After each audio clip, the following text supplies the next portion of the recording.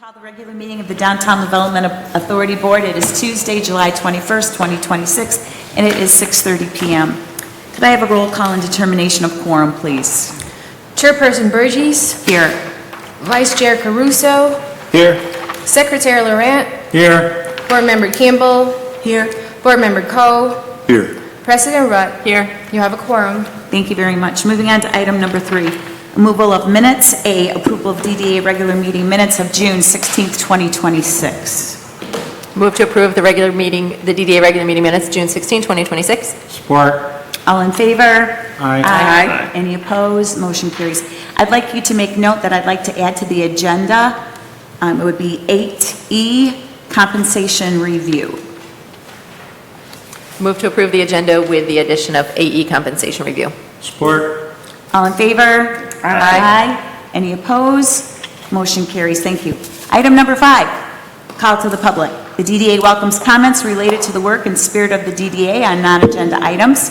Each person wishing to address the DDA board shall be afforded an opportunity to do so.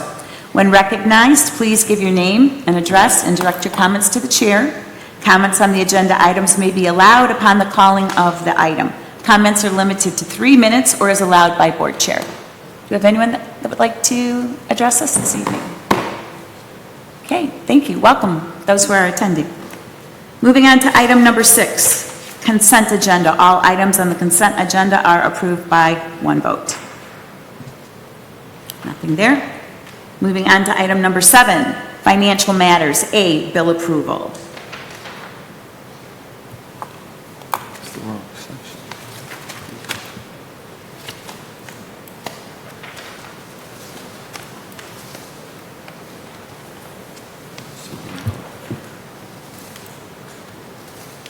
I move to approve disbursements for June 2026. In the amount of? There's no money. I'm looking for it. Is it $13,007.85? Madam Chair, if you wanted to pass this item, I can dig that up. This is something that I pulled from Tracy's work into the agenda on Saturday and meant to go back for the total. And as soon as you called the item, I didn't. So if you don't mind, we'll pass this till the end of the agenda. That's fine. And we can So we can we'll deal pass with this to the end of the agenda. Please don't let me forget, okay, everybody?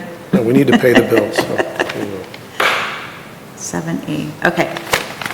We'll pass that momentarily. Moving on to item number 8, new and old business. A, budget adjustment, property acquisition fund, and I believe that's page 22. Madam Chair, just for the benefit of the public, the DDA has carried a balance in its property acquisition fund. It's been identified in the exhibit, approximately $169,000. It's my recommendation that property acquisition fund was established primarily for, or rolled over primarily for the acquisition of the lumberyard. I'm recommending that we put that into the capital fund for building expense to be rebudgeted as we get final budget from our final plan unit approval. So that's what's before you tonight, is to move the money from sitting in a revenue account into an actual capital account, and then it'll be rebudgeted as part of the project. Okay.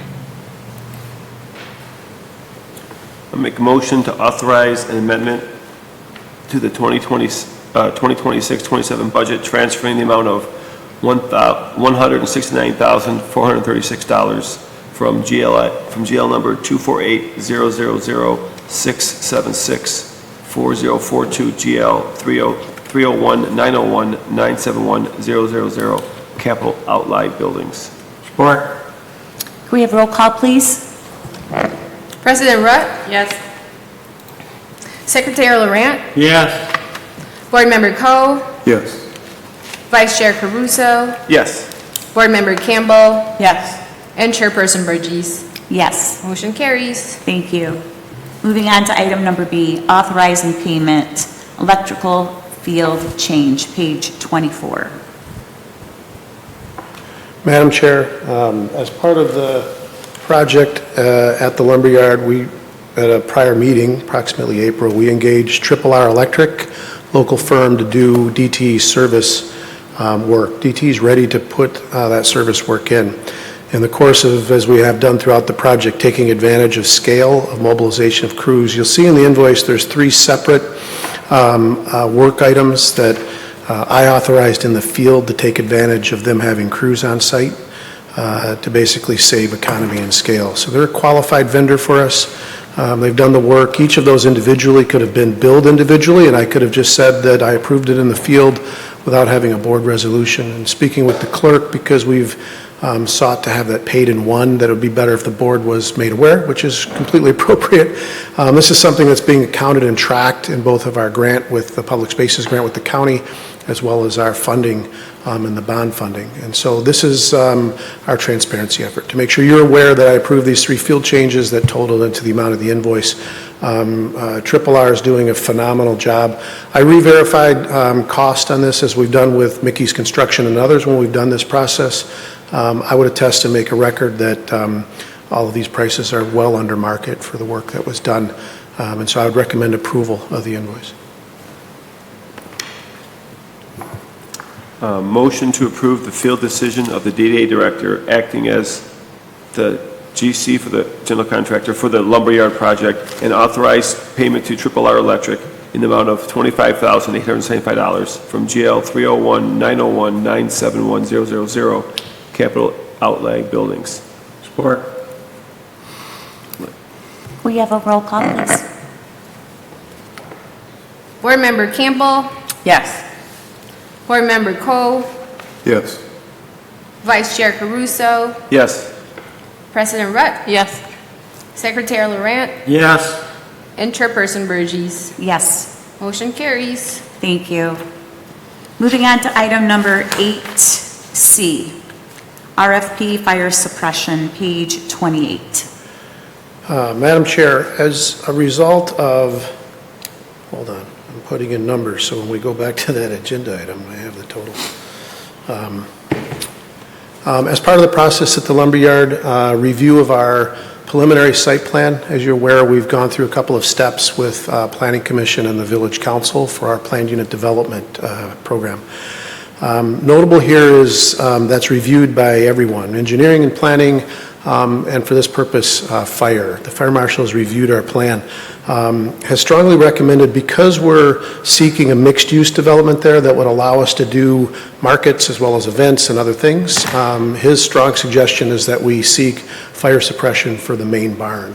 That would do a couple of things. One is it would eliminate the need to have specific uses classified for the property that he would have to then inspect and really monitor us, and having it suppressed would create greater safety for the public. There's a cost to that, of course. So in weighing the balance between occupancy counts and a constant review and inspection process and those all like lagging ongoing cost, we've decided to move forward with the concept of suppressing the barn. It's a benefit for us. We'll absorb the cost in a way that would offset somewhere else. It might be that maybe part of the public walkway that we bring in is more of a walkway, and we seek future funding with the Art Center, for instance, going forward. So there's a way to do this and still satisfy the fire chief. So we timed the submission of RFPs as closely as we could to try to get these in. As the agenda states, my hope was that I would have like 6 or 7 proposals submitted.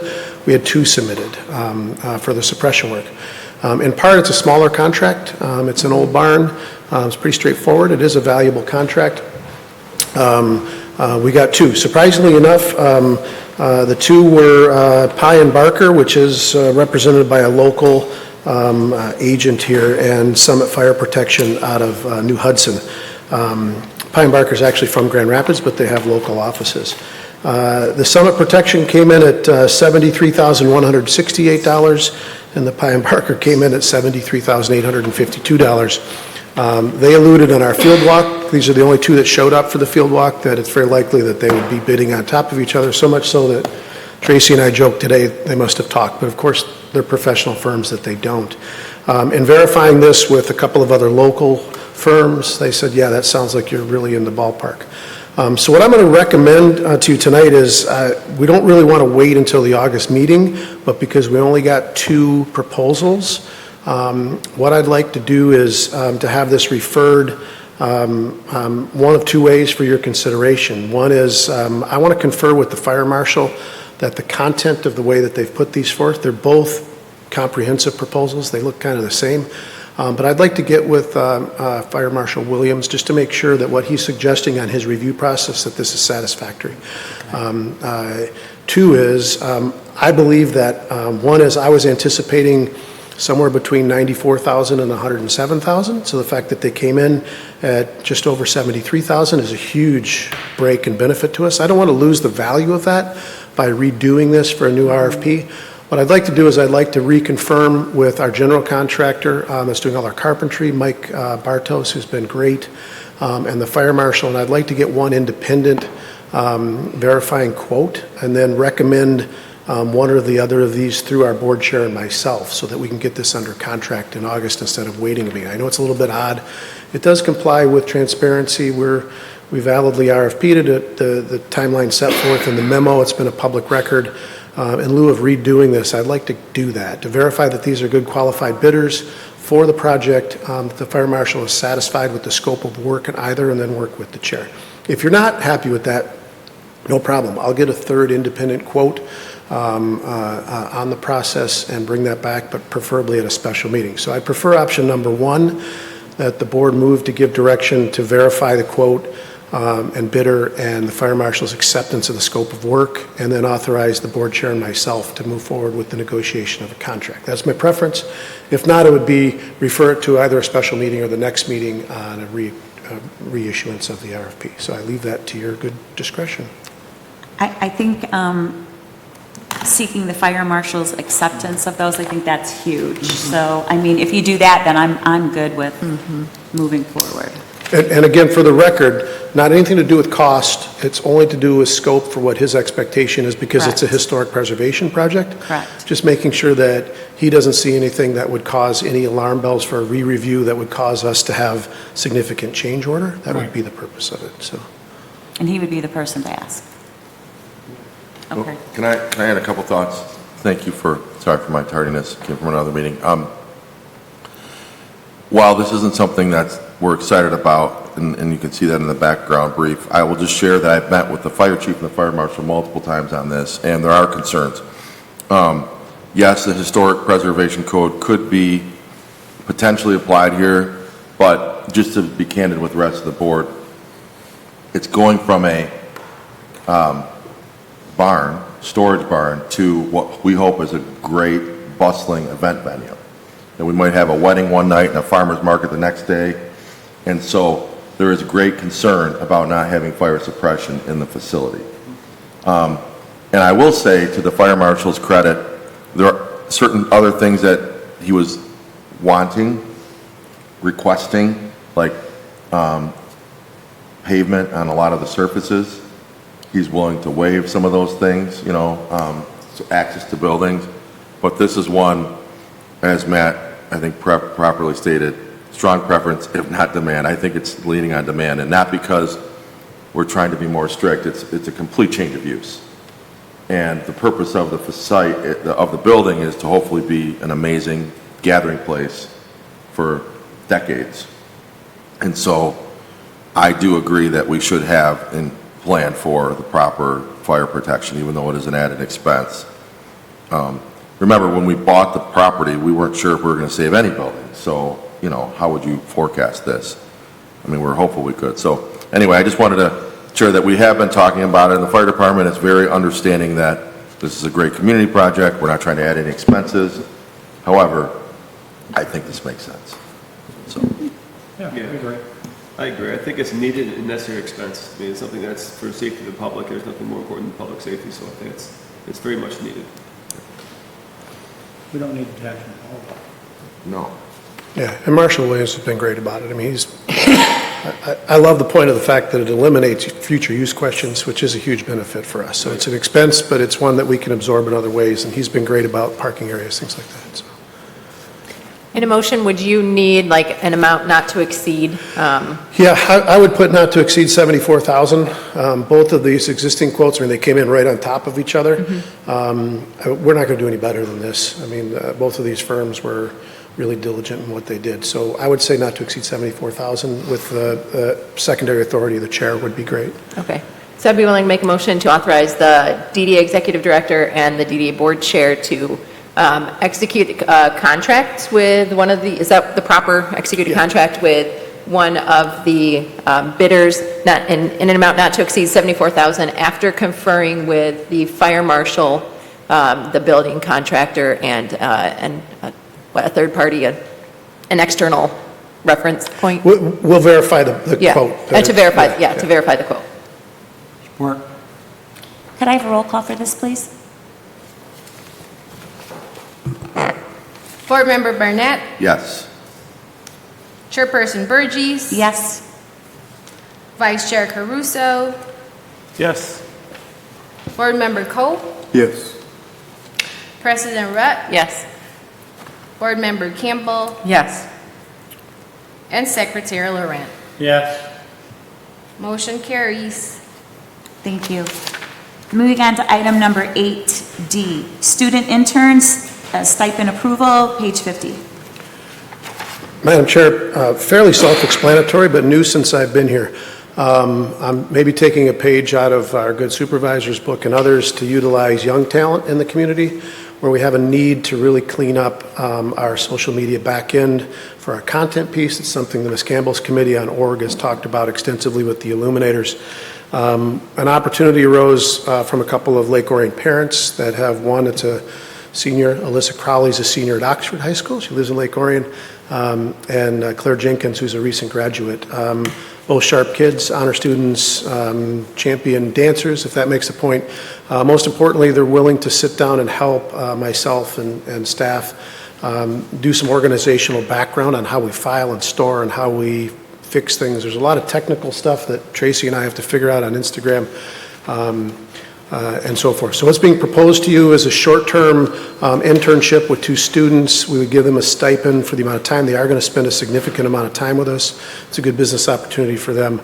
I'd like to have the stipend for them so that there's more than just, I should take a few pictures for the DDA, that they realize that this is an actual working internship, and it will be reported that they'll both do resume building. And Alyssa Crowley will use it as part of her business programming as a senior in high school. So my request is to essentially allow us to offer a $2,000 internship to the 2 students to be managed by myself. The motion's in the packet. I'll make a motion to approve a stipend in the amount of $2,000 for each of Alyssa Crowley and Claire Jenkins from GL 248-728-801-000 contracted services upon the signing of a standard independent contractor agreement. Support. Roll call, please. President Rutt, Yes. Board Member Coe, Yes. Secretary Laurent, Yes. Chairperson Burgess, Yes. Board Member Barnett, Yes.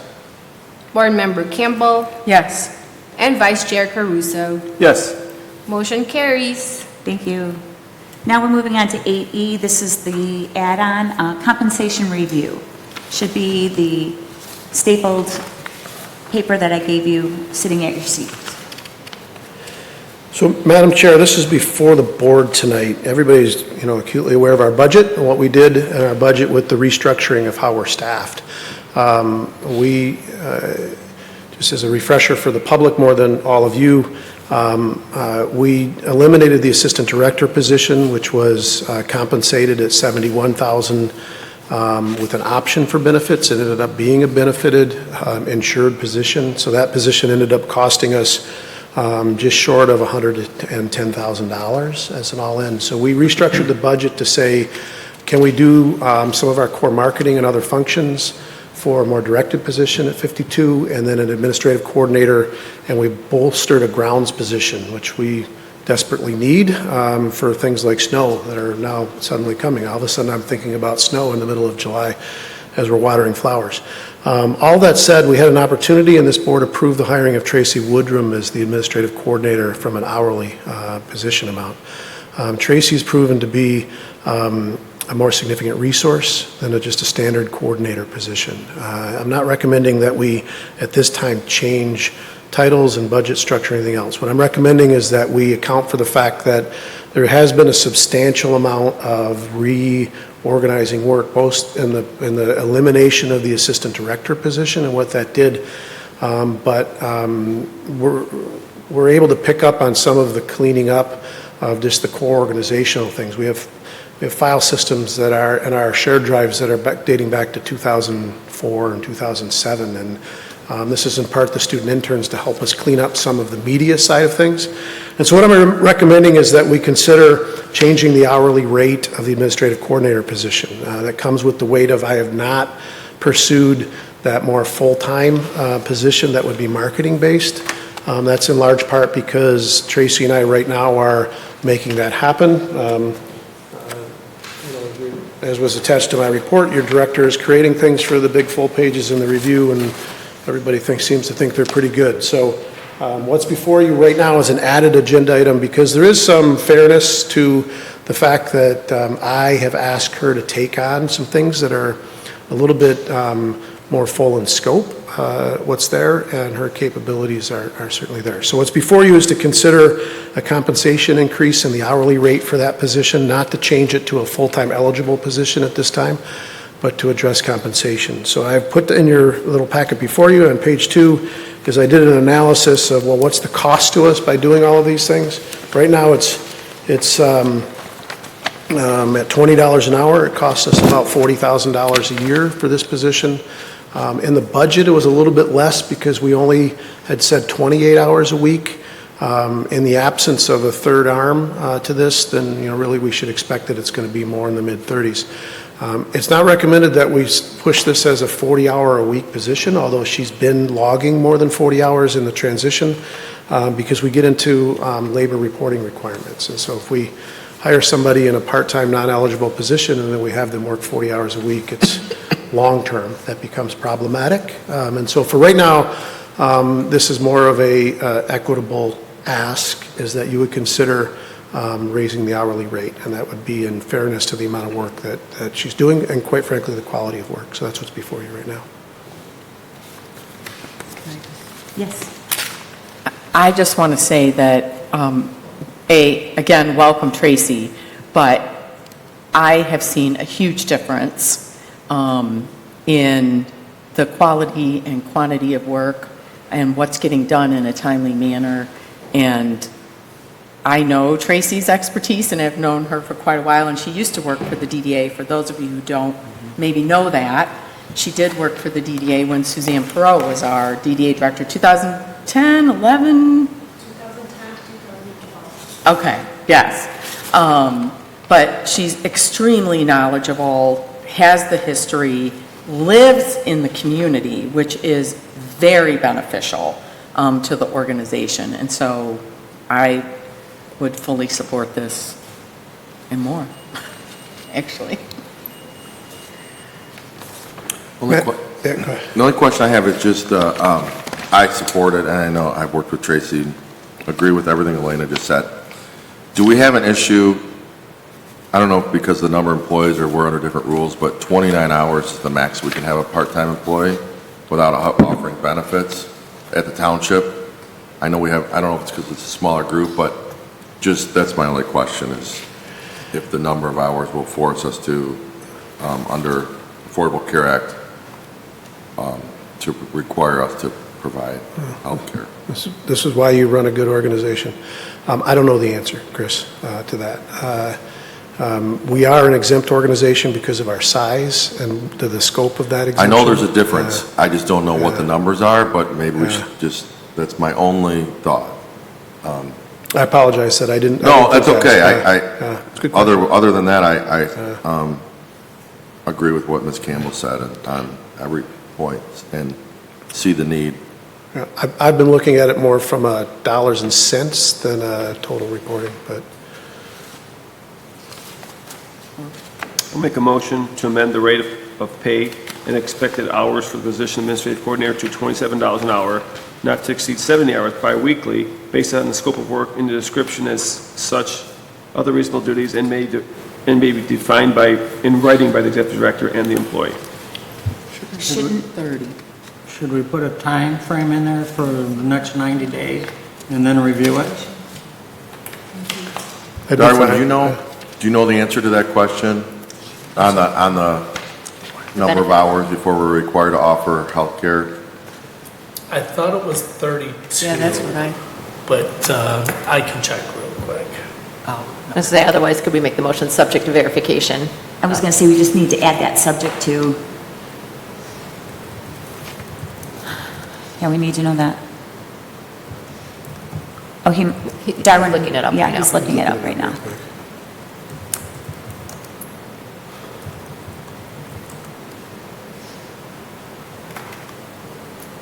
Are we going to put a time frame on it? Well, I mean, I'm comfortable with the hours if it doesn't trigger us with the Affordable Care Act doing something else, but I think we need to see if we can get that answer first.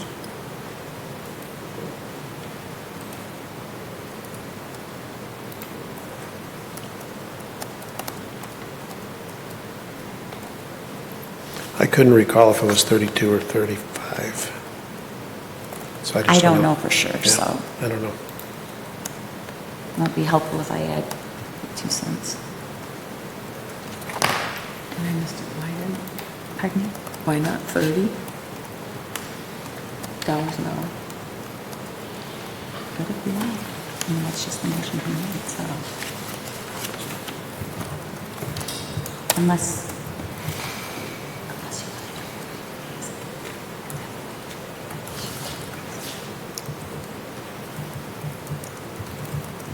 Okay. I think that's a difference.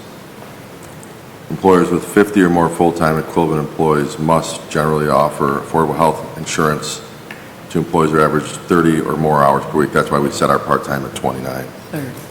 Employees with fewer than 50 full-time equivalent employees are not required to offer health insurance at all.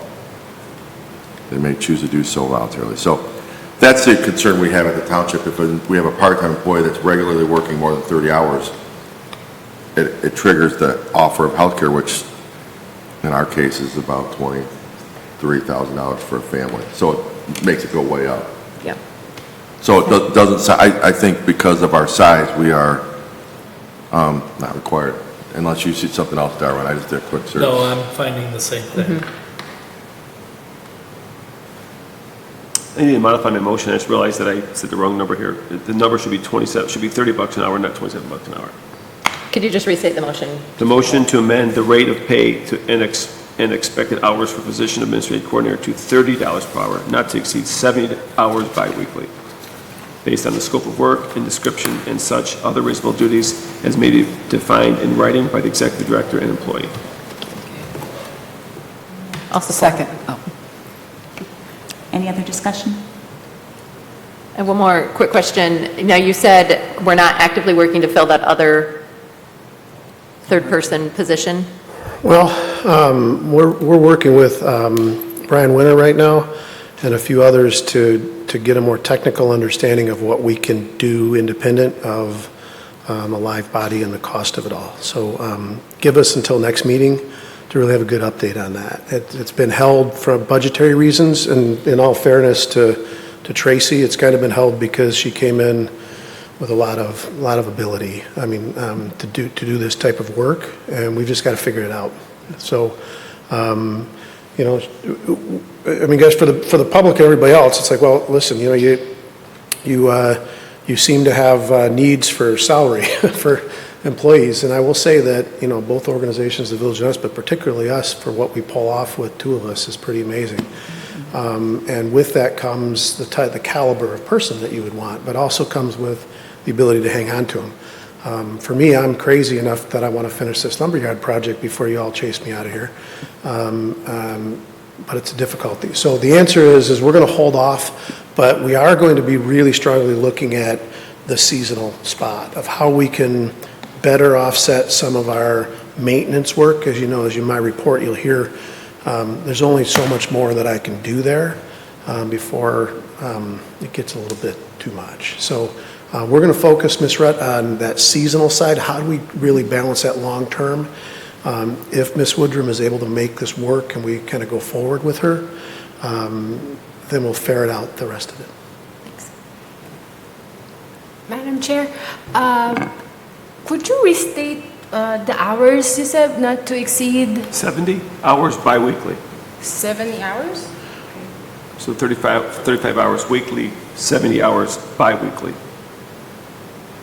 Okay. That makes sense? So every 2 weeks. Is that correct? Yeah, we're trying to match the pay period Yeah. scale. Yeah, So- because it says hours biweekly, yes, 70 hours biweekly. And part of the reason for that, just state for the record, and for our good village manager's benefit too, is the idea is, if Tracy's willing and say, well, this week she's, because we have whatever going on, it's 42 hours, that she would get some personal time that wouldn't be bombarding, but that we also keep this so that her expectation is at one spot and our accounting and measures is too. We don't want to have someone where she's feeling consistently compelled to work 45 hours, one that runs into different labor aspects. So that's why it's 70 hours biweekly to match the pay period. And there will be times where it'll be more than that, but I want to have her have some finite understanding of this is what the position is and this is the description side, so she doesn't feel like, man, I got to do everything here.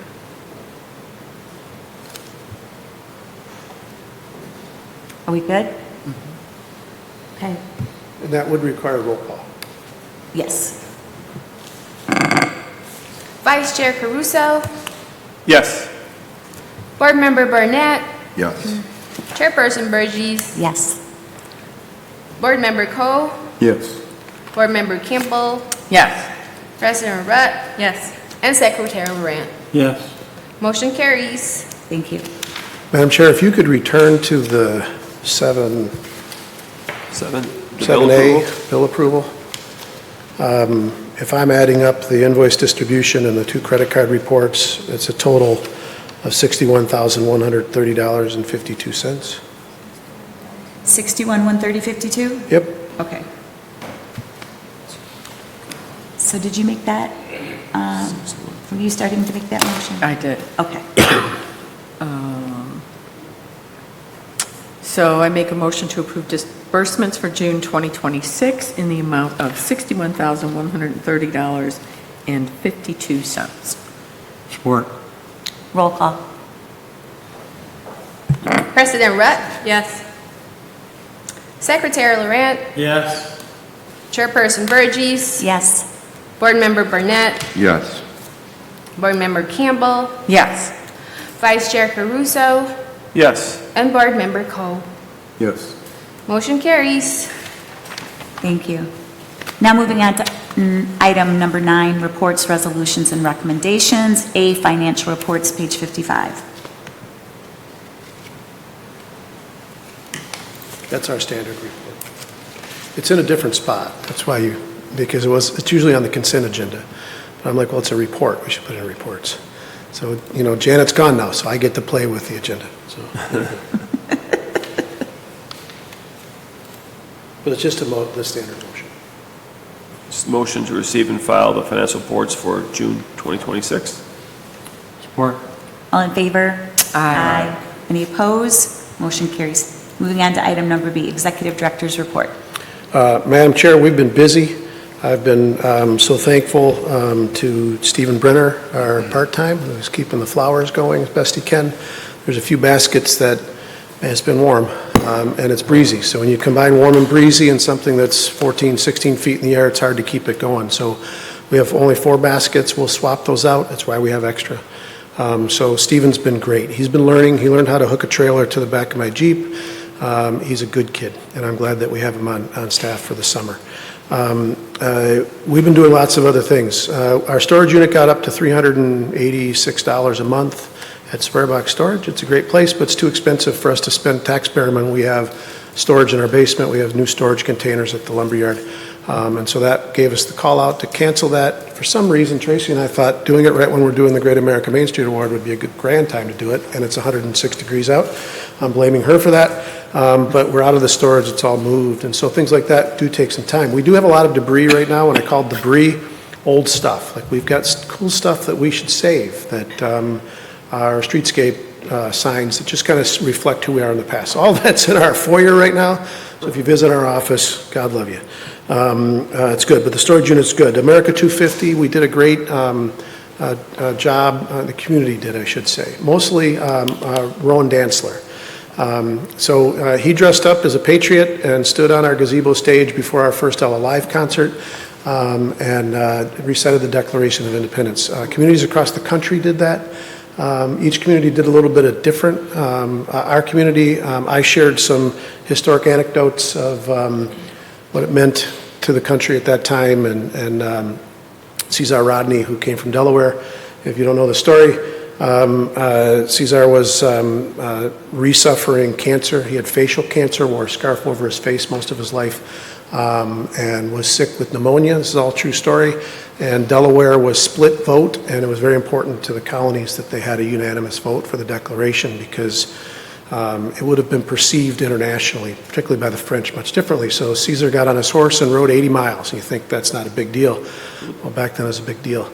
God wasn't done with him through unbelievable storms. If you remember the time of the signing of the Declaration, it was some of the worst weather recorded in that whole period of the 1700s. And so we shared some anecdotes about what it meant to bring that together. And then Mr. Dantzler did a phenomenal job. So the America 250 was great. We threw some decorations in town. We did some things. Some of our business had sidewalk sales, and we did good. Mr. Coase had some unbelievable suggestions for how we do on the 4th going forward in the future. We just didn't get to it, and we will. But his cornhole has been great. They got, chicken because of the smoke last week, but that's okay. They'll be back this week and be out there. Let me just some highlights. We've been redoing office equipment. We've got a couple of new computers. We're paying that through the grant that we get for technical services from Oakland County Main Street. The year-end financials are great, seasonal maintenance great. Everything seems to be great. I did put in here, and Mr. Dandelides pointed out to me that I was going to have a separate report on the impact of disincorporation. That petition did get certified by the clerk for the petitions. And so there's a question that'll be on tomorrow's agenda. Good luck, Madam President. It's a complex issue about disincorporation of those. It does have impacts on us. In summary, we're very grateful. We've been talking to the township to make sure that we're preparing adequately for the DDA. What's that mean for all of us? For us, if the charter of the village disincorporates, we're created by ordinance of the charter. And so the DDA would likewise dissolve in its structure. There is provision in the law. It's never happened in Michigan where a village has dissolved, and what do you do with a DDA that has debt? So we're kind of waiting in that service. The law really provides that we don't cease to exist, but it would require largely on the township deciding to reincorporate the district. They can do that basically as is from a district, but the law is really silent on what happens to the TIF, on whether we get a base year. Ours is 1985. It's why we do so much that we do. As you'll hear in a minute in the application for GAMSA, $48 million worth of reinvestment that we've done in the last 25 years. So it's still to come. We're very supportive of the hard work that you'll do on council, and Mr. Dandelides and others on council. It is a significantly difficult question and a legal one at that. So that's my report. I want to get to the GAMSA stuff, so I'll talk more about what we really did since I last saw you, but we need to receive and file that into our record. Unless there's questions. I make a motion to receive and file the executive director's report. Support. All in favor? Aye. Any opposed? Motion carries. Moving on to C, Great American Main Street Award application. So Great American Main Street is an annual review process that the national program does. When we won the Volunteer of the Year with our illuminators, our coordinating program of Oakland County, the director, John Bry, came immediately to us. It was so funny because it was the day after our chair came to me and said we should apply for that. And I was like, you're crazy. Because it is quite a commitment. Mr. Coe's done it in the past with Molly Lalone, our former director, and have been involved with all of that. It's a laborious process, and we had about 3 weeks to pull it off. So I'm going to give you a snapshot of what we submitted. The content of our applications in the packet. You're only given so much space, 500 words for each query, 250 words to say what you've done in 25 years with volunteers. Well, how do we do that in 250 words? So I feel it's pretty good, what we wrote. What we submitted from a visual is you get a chance to submit a photo essay. Our partners in the county, Farmington, were awarded the Great American Main Street in this cycle of this year. Oakland County now has 3 Great American Main Street communities.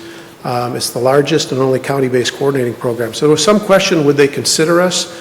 I think they're absolutely. I've already gotten good feedback from lots of sources. So we started with a photo essay as part of our visuals. Joe Johnson and others are great for this. Part of our story, as you'll hear in the video, I'm going to play that in a second, that we got divided by a 4-lane highway from our greatest asset, which is our lake. It really sets the stage of kind of how we transitioned from this lake economy, and now we're going to become a lake economy at the same time. We talked a lot about, in our narrative, about what we were in the 90s before we joined Main Street. We were a lot of vacant stores. My records going back through commercial real estate had us at about 32% vacancy in the late 90s in downtown. The stories of 27 hair salons, man, you could count them if you go back through things. We don't have a lot of photos of the downtown in that time, as you can imagine. We do have lots of the collapsed wagon wheel, though. So we told the story about where we started in the Main Street program with that huge vacancy rate. And then we talked about immediately after 3 years, we had helped facilitate $14 million worth of investment, and then the fire took out the center of town. We have this imagery, the national program is well aware of it because we told our historic story through our words and this singular photo. We were advised pretty strongly that you don't spend half of your time telling about what you were 100 years ago. But it really is reflective of the fact that everything looks the same, from old to fire to new. And that was kind of our consistency of we rebuilt in our heritage. We shared how we did things. This was our first major, or your first major grant-funded project from our facade grant. The 20 Street team got $20,000. It was one of the first major projects. We had lots of little ones, but this is the first major and what it became. Good shout out to the cookies and cream there as it started. Some of the project work that we did, trying to choose imagery that showed that we're a vibrant kind of art festival type of town, but also the muraling and the artwork, our partnership with the DIA. Some of the things that we've done infrastructure-wise with the alley, the use of the alley. One of my favorite pictures I've taken the last 2 years is Stan Ford cleaning the alley. I love that shot of Stan, of kind of what it was and what it became. This was great, an aerial shot last year from one of the apartments above Bitter Tom's. And the narrative that we submitted really talks to, yes, we built Children's Park. So when we say we, as all of us, as, village and volunteers and our board and council and everybody else, but the DDA largely paid for it. So they paid for the gazebo and 2 playscapes and the rocks and everything else. This is just a great shot of our partnership with the police and kind of a panoramic of the downtown. All the cool stuff that we do in our community, from bicyclists to Halloween parades and crazy lighted parades and cornhole and music and everything else. I particularly wanted to get the shot in the middle in because it shows that when they did the restoration at what was Anita's, that they were able to repurpose that old interior facade. If you remember, that area was closed in when it was the Catholic bookstore, and then they reopened it. It's kind of cool. Jack of all trades. One of our signature festivals, of course, Dragon on the Lake. Sorry, Chris, I didn't get you paddling the boat. And then kind of ending with that, we're all about community and people. We did include the lumberyard as a signature. We were able to get photos of what we started at and some of the stages of where we're at. You'll see Thursday that the barn's going to be a different color. Hope you like it. I've got a lot of opinions, including when we did the Eliminators photo shoot. They were out power washing it and prepping it today. They'll let it dry tomorrow. It's going to be a dry day tomorrow. Thursday it'll get stained and the trim will get painted. It'll be a dramatic change, which is great. So we kind of showed what things were. The bottom left is from an aerial that we clipped some things that Joe Johnson had done. The top left is the rendering, and of course we're already using it. So it's pretty close to like telling that tale of we're already adopting really the parameters of what we're doing out there. How we're converting the old office and peeling it back to its history and restoring it. And then, of course, we end the showcase of our application, which is this Strong Illuminators program that we have. So pretty cool. And then we can't thank Joe Johnson enough that Joe created kind of who we are. Hopefully you can hear. Imagine being so successful at restoring the identity of a community that you're told, we don't want you here. It happened to us. We survived and thrived and even more. This is our story.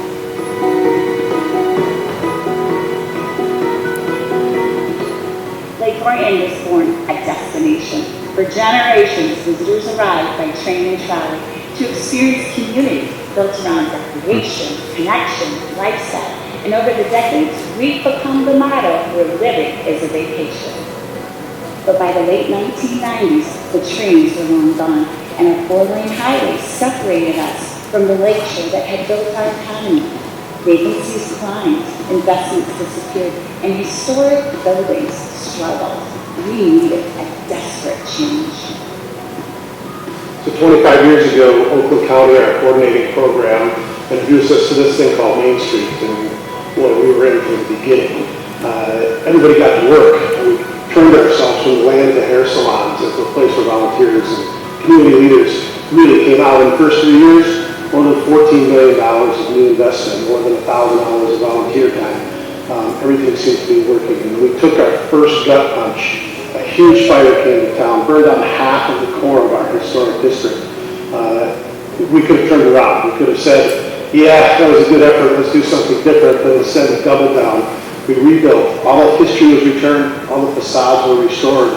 New investment came. The community started to rally. Following the Great Recession, property owners were extremely hesitant to invest in their properties downtown and lease to new entrepreneurs.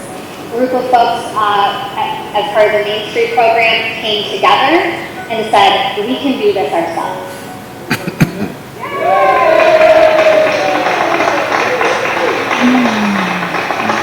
The DDA. Look how young you are. You're a kid. And we were being completely underutilized. We attracted a brewery to come in and leverage private investment, created jobs, and made a destination downtown. Same thing was happening, a block and a half away, where the Village Hall also was able to sell their building to a private developer and put a new barbecue restaurant in as well. During my time in Lake Orion, we invested differently. We invested in people. Yes, investment in streetscapes, lighting, parks is all very important, but it's about creating an environment where people want to be. We're just kicking it. We became the model for this is how you survive bad things. Oxford High School had a terrible tragedy. The unthinkable happened with an shooting at the school. And once was the fierce rivalry between Lake Orion and Oxford. Because of this tragedy, it became a strong partnership, stronger than we could have ever understood. Just because you're in one downtown doesn't mean you're an island on your own. And that's what Lake Orion and Oxford really found. Downtown management can go across boundaries and should go across boundaries. And in this case, not only did it make sense, it was brilliant. Probably the biggest message is that we're stronger together. Our most recent challenge came from within. A ballot initiative sought to dissolve the DDA and its program. Facing down a "we don't want you here" vote was daunting. But supporters took action, and the question was rejected overwhelmingly. We learned our impact was never about bricks and mortar. We had invested in people, and they returned the investment. Hey, Lake Orion, the results are in!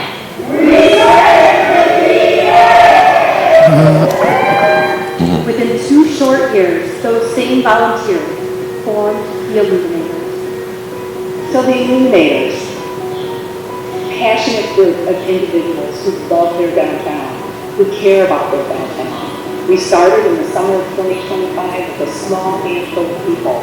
We're now more than 80 strong and growing every single day. And that's what Lake Orion is all about. So beyond the people, it is often about the numbers, right? And what numbers we have to share. We went from hair salons and light to more than $48 million of private sector investment, more than $3 million of public investment and grant raise. We brought in more than 1,500 jobs and more than 15,000 volunteer hours. What a story it's been in the first 25 years.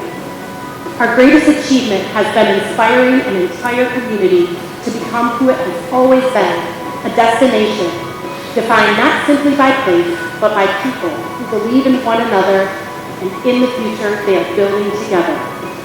And we're not done yet.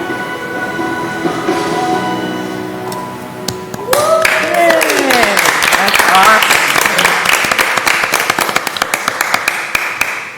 That's awesome. So, huge thanks to Joe Johnson and to Debbie and everybody that helped participate in it. Really a big thanks to Suzanne Perot and for Molly for coming back, showing that kind of legacy continuation, that we have that relationship still with those that were here before. It's a huge thing for the national organization to show that this isn't just we put in a streetscape, so we should win an award. So it's a pretty solid application. Thanks to Tracy. Her and I struggled over scripting, and you go from nothing to you've got to figure out 4 to 5 minutes of how to tell the story of 25 years. It's not easy, but I think it was a very capable job. Here's the new thing that I didn't realize. They announced the semifinalists by mid-August. So we'll know by our next meeting whether we've made it to be a semifinalist or not. What does that mean? They choose 8 semifinalists, and from that 3 Great America Main Streets each year. There's only been about 48 or so national Main Street, Great America Main Street winners across the country. There's close to 4,000 programs. And so, you're talking about 1% of the nation has won this award. So it's really an elite level application. So we'll know Can if you we're just repeat semifinalists. that one more time, please? Yeah, it's pretty good. I want to hear it one more time. Yeah. So we've got to get there. We've applied before. Molly had applied one other time, and she did a good job, but different than the way we put it together today. We had some good helpers. Farmington and others said, listen, do the cheat code. In the packet, I didn't show it for the public's purpose, but in the packet, you can see, nobody needs to see my hard drive right now. You can see the support letters that we got. We did get a support letter from Oxford for the great partnership that created and still continues with Oxford. Instead of having one community partner write a letter, we did a cheat code, and we had 8 strong community partners sign on to a letter of community support with a quote from each one of them of the impact that it makes. Lloyd signed on behalf of the Legion for the Cornhole and all that we do with them, and Holly for the Art Center, the Historical Society, the Rotary Club, the library, everybody that we really have an instrumental partnership with around all of that. We did get Mr. Westberg on the school project to give us a letter that really talks to the strength of how we know how to do history-based and historical preservation-based economic redevelopment. Now, I know that that's a stalled project right now. It'll come eventually, I hope, but his words were really resonant of the strength of our organization is more than just outward promotion. It really is the strength of who we are. We did get a letter from our coordinating director, John Bry, which was unbelievable. I encourage you to read it in the packet if you haven't. But most significantly, the 3 winning communities from Oakland County all jointly authored a letter for us, which is, and speaking to the national guy that coordinates the program, he's like, it's really kind of unheard of that existing Great America Main Street winners would come to rally on your behalf. So we'll see, cross our fingers that we get something good. So it's a great opportunity. What did it do for our organization? We had to get organized real quick on do we have photos and where are they and all those things. And so thus you're seeing student interns and kind of the repercussions of where we're at with that. So it was great. I'll quit talking. I just wanted to show you all of that and show the public that it's part of our record. And we'll upload the video to our main page of our website now that the application has been certified as received at the national level. So questions, comments? I just want to say well done. Yeah. The fact that you had 3 weeks, don't look at me like that. The fact that you had 3 weeks to put that together is absolutely miraculous. And the quality in which everything was done was phenomenal.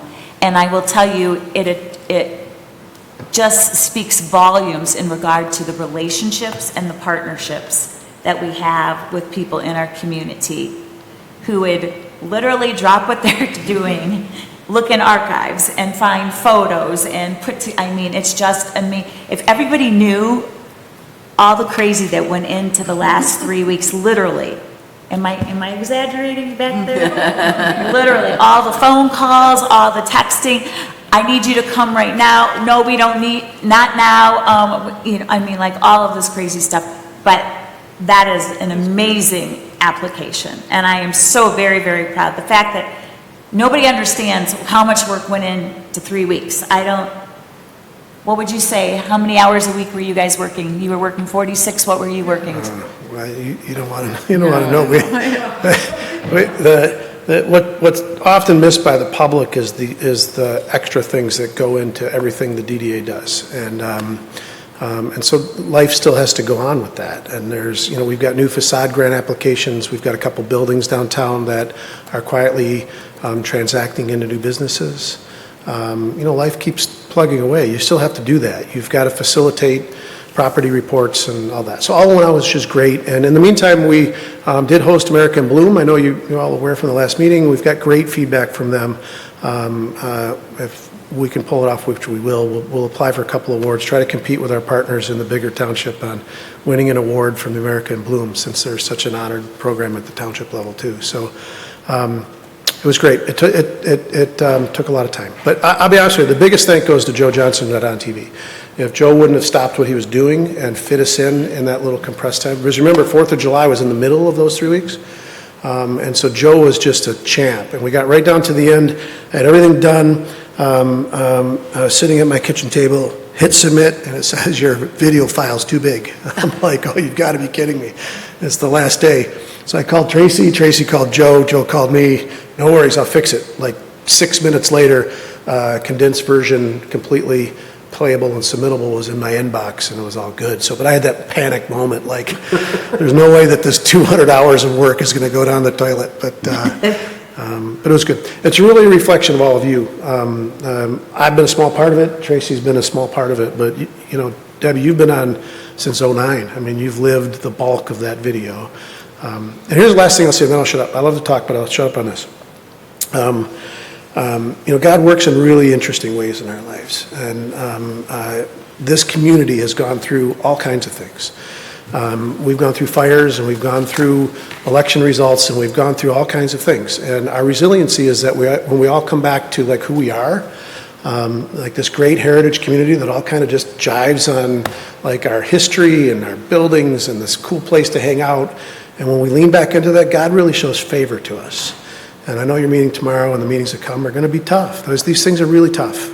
But I was really inspired by your prayer at council the other day, Ms. Burgess. And I know a lot of people, what are they talking about? You know what?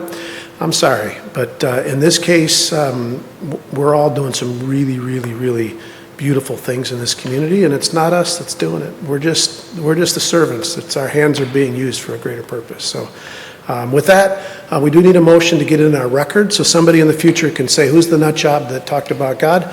But that's important as well. So we do need a motion to receive and file. So moved. Support. All in favor? Aye. Any opposed? Motion carries. Thank you. Moving on to item number 10, board comments and training feedback. Mr. Brown. Hi, everybody. I just want to echo that the unsung hero behind a lot of the great things that we do in this community is Joe Johnson. He is such a treasure to our community, and there's nobody, hardly anybody maybe that loves this community more than him, but he makes us look phenomenal. He does. And we don't thank him enough. So, Joe, I doubt he's watching this, but thank you. But we should consider maybe doing something nice for Joe. I have an idea. Okay. Second, Lloyd, wow. Congratulations. Downtown on Thursdays is unbelievable. And you roped me into selling 50/50 tickets every year. This year I'm on a team. The first Thursday I was available to participate was 2 Thursdays ago. Then we got smoked out. I've been so busy. But I'm terrible. But it's fun to come down here and just hang out, and it's awesome.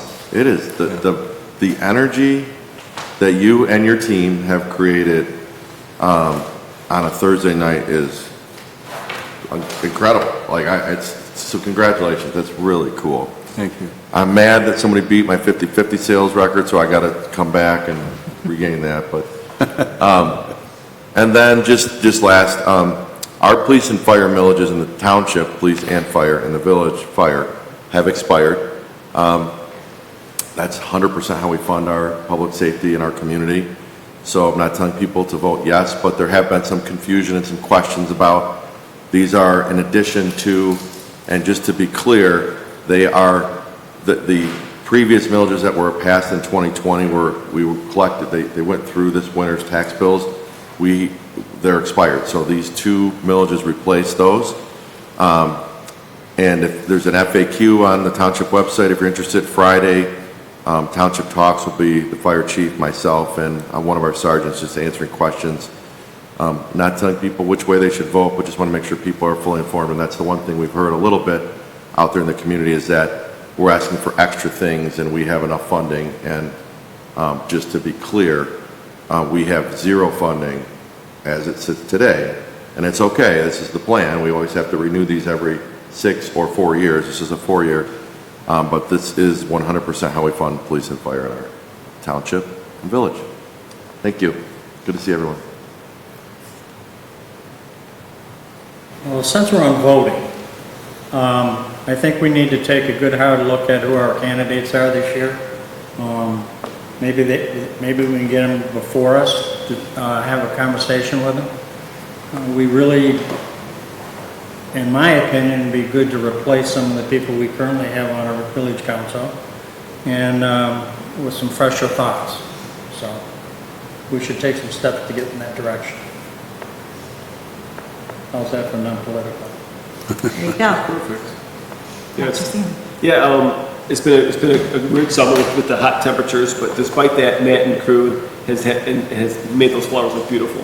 Because it's 98-degree weather is no joke for flowers up in the air, so it's pretty incredible that happened. I know there's some challenges with our four-wheeler, and Matt's been kind of getting his barnyard boy stuff going together and fixing some equipment. Hopefully he's got it fixed to a point where we can get it totally working, but we'll see how it works. So if everybody knows of a mechanic that was willing to help us out, we won't deny that request. So if we can find somebody who's going to help us out, it'd be helpful. But I'm having a great summer. Looking forward. I'm grateful that the DDA still exists, and we're looking forward to the Lakeland Lumberyard be the monumental thing we've done as the DDA here. I'm also grateful for the GAMSA application. That's no joke to get that thing done in 3 weeks. That might take 3 months for most communities. That's a pretty incredible project, and you did a great job. So we're grateful for that as well. But everybody, looking forward to the rest of the summer, and hopefully we'll hear some good news in the middle of August. Yeah, great job on the GAMSA application. I was like literally tearing up watching that video to see all of the things that we have overcome and all of the accomplishments that our community has made. Love your neighbor as yourself. It's kind of the golden rule, and I feel like that's Lake Orion. That's who we are. We're a community that comes together, and we care about each other, and we care about our community, we care about our downtown, and we care about our neighbors. And I think that's, what we're about and what the DDA is about. I am going to scoot out here quickly because come on down to Cookies and Cream. We have 7 young entrepreneurs who have set up tables at Cookies and Cream tonight, who have their own business, and they are selling their wares. We have everything from age 5-year-old Meredith with her flower shop, who goes to Blanche Sims Elementary right here in our community, to the Oakview Cyber Dragons robotics team is down there tonight with one of their robots as well. So we have 7 young entrepreneurs. We're trying to encourage our next generation of business owners. That's what we want to do, right? Is mentor them and bring them along to be hopefully open up businesses here in our community. So come on down to Cookies and Cream tonight. They're there until 8 o'clock. So hurry.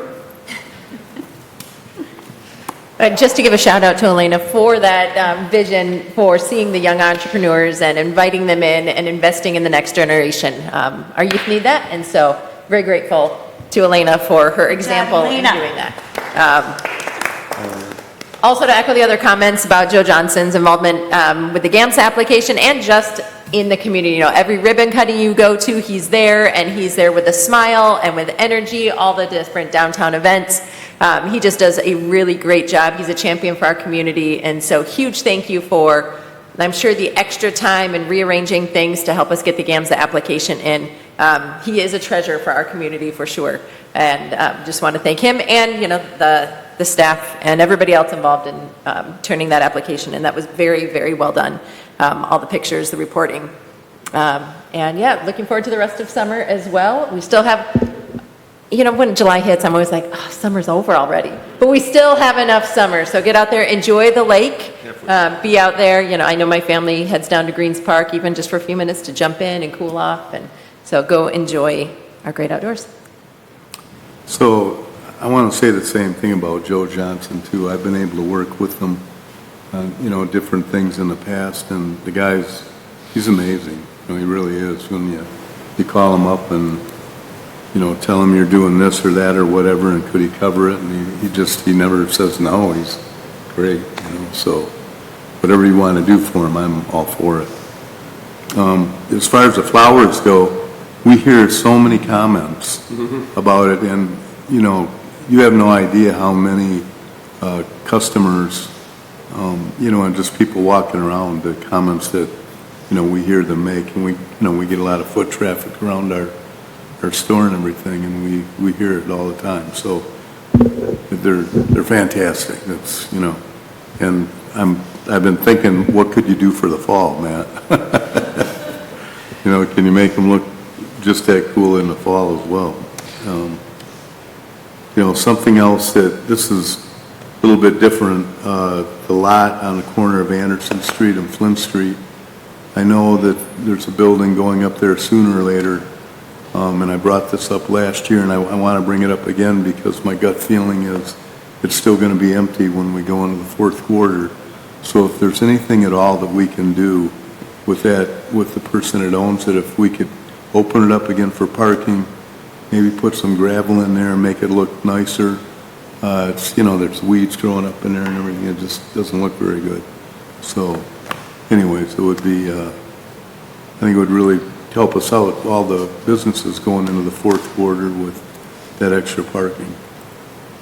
And one last thing, there's a banner program that we used to do, the banners, and we would advertise the businesses on them. It seemed like it was going to be started up again, but then I don't know what happened. It just stopped. So, I'm not saying it's something that needs to be done right now, but I just think that we shouldn't forget about it and maybe redesign those banners a little bit. Give this amount of space for the business name, to me, was too small. It needs to be a little bit bigger. But I think it's something else that we need to reinstitute. And that's it. I just would like to say, Joe Johnson, you rock. We love you.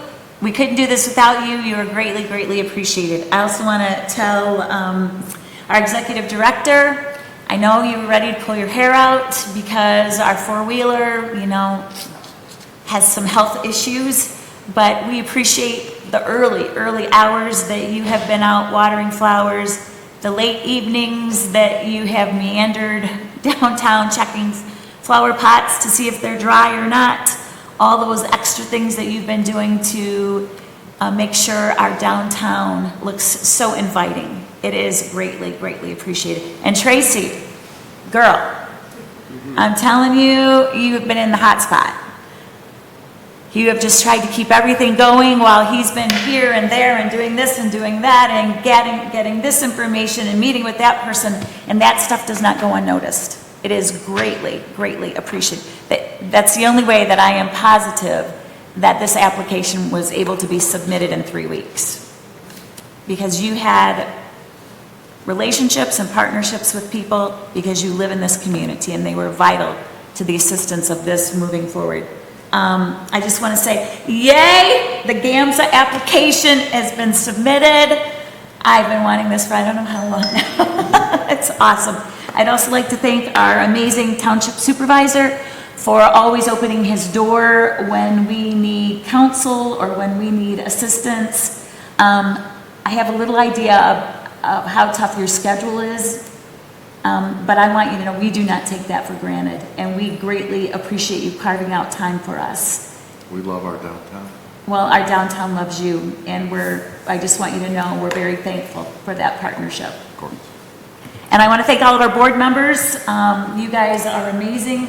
You are what helps make this community be the heart and hub of our amazing village, and so I'm so grateful. Our next regular meeting is August 18th, 2026. Could I have a motion for adjournment? So moved. Support. All in favor? Aye. Any opposed? Motion carries. Thank you, everyone, for coming. We appreciate you.